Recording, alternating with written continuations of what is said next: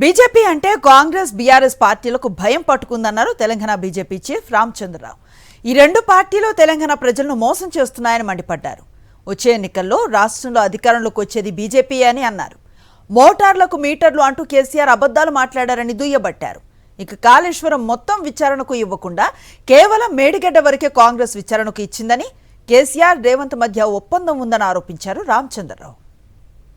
నిన్న రెండు పార్టీలు కూడా ఒకవైపు బీఆర్ఎస్ ఇంకోవైపు కాంగ్రెస్ పార్టీ, ఒకరు జగిత్యాల ఇంకొకరు భూపాలపల్లి జిల్లాలో పెట్టినటువంటి బహిరంగ సభలో వాళ్ళు మాట్లాడిన మాటలన్నీ కూడా ఇద్దరు కూడా భారతీయ జనతా పార్టీని వాళ్ళు టార్గెట్ చేస్తూ మాట్లాడారు.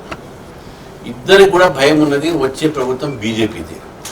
ఈయన నేను పేరు మార్చుకుంటా మాది వస్తాయని ఈయన, నువ్వు రావు మళ్ళీ నేనే వస్తాను ఆయన, ఇద్దరు కళ్ళగంటున్నారు.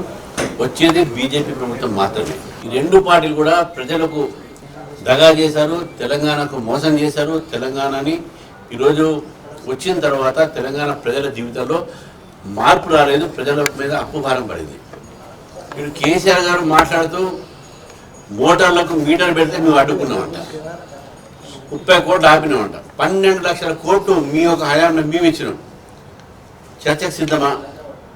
మీరు రేవంత్ రెడ్డి గారు అడుగుతున్న ఈ 2.5 కోట్లు 1.5 కోట్లు మేము ఇచ్చినాం, చర్చకు సిద్ధమా? ఇద్దరితో చర్చకు సిద్ధం ఉన్నాను నేను. ఈ అబద్ధాలు మాట్లాడి మళ్ళీ తెలంగాణ ప్రజలు చెవులో పువ్వు పెట్టే ప్రయత్నం చేస్తాను.